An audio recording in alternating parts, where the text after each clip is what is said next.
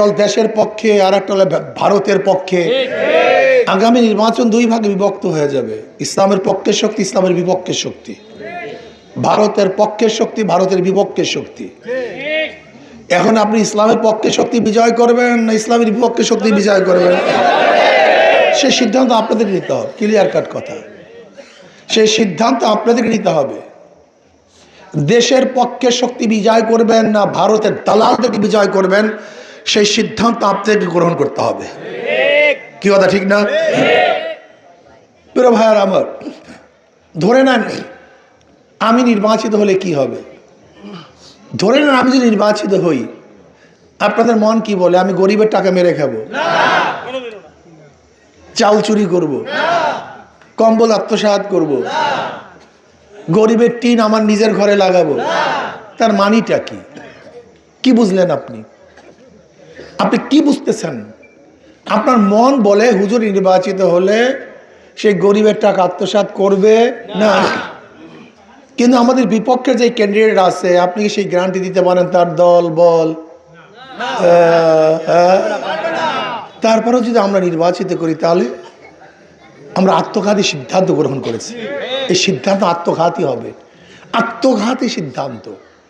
ভাই একটা কথা মনে রাখতে হবে, 2 নম্বর জমিতে 1 নম্বর ফসল হয় না।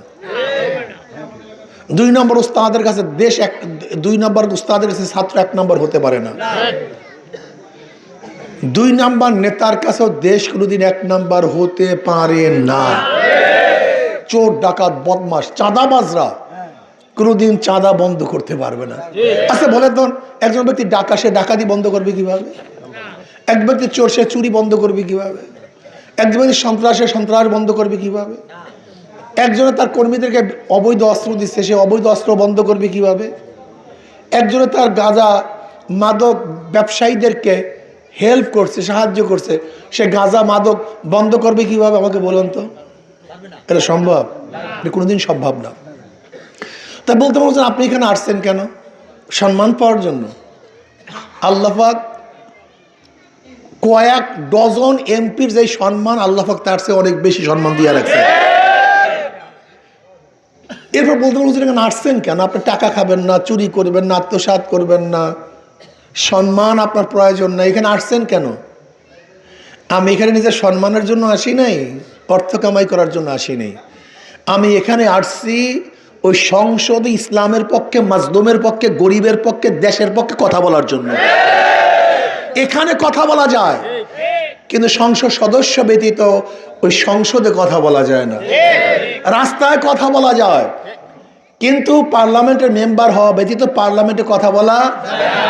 আমি এখানে নিজেদের অর্থ কামাই করার জন্য আসিনি, সম্মান পাওয়ার জন্য আসিনি।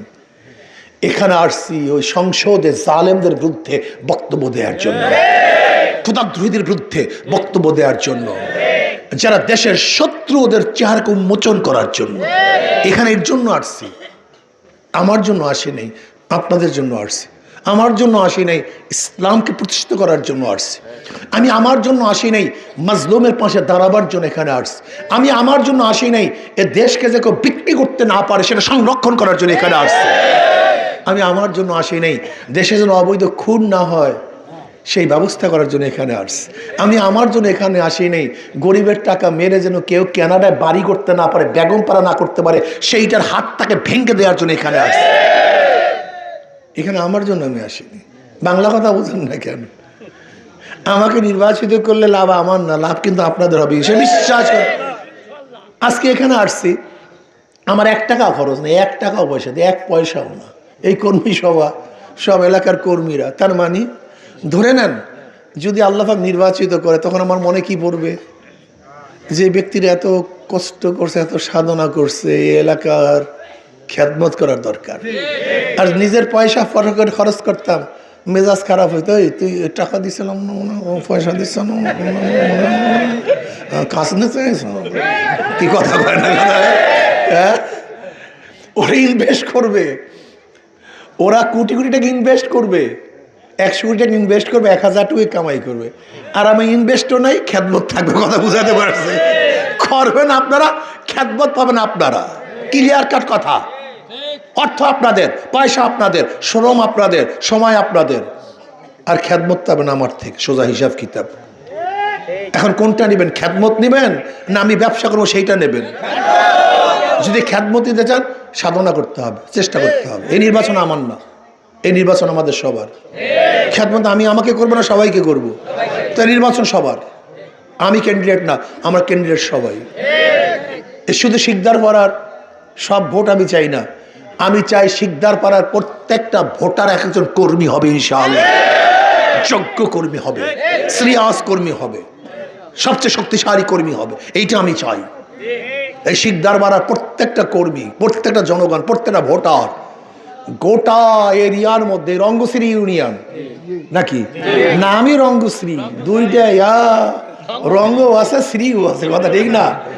এই রঙ্গশ্রী ইউনিয়নকে রংকে বাড়াতে হবে, শ্রীকে বাড়াতে হবে, কথা ঠিক না?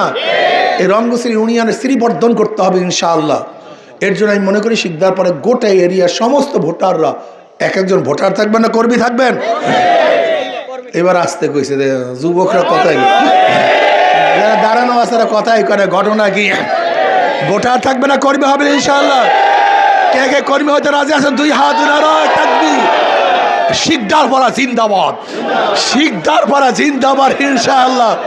রঙ্গশ্রী ইউনিয়ন জিন্দাবাদ ইনশাআল্লাহ, বাখেরগঞ্জ জিন্দাবাদ ইনশাআল্লাহ। নহে সমাপ্ত কর্মবোধের অবকাশ কথা বিশ্রামের ইনশাআল্লাহ। এই যে আমাদের দায়িত্বশীল আছে, আগামীতে লড়বে ইনশাআল্লাহ। আমাদের এখানে আছে চেয়ারম্যান সাহেব, লড়বে ইনশাআল্লাহ। সবাই ইনশাআল্লাহ, আল্লাহ আমাদের সবাইকে কবুল করে নেন।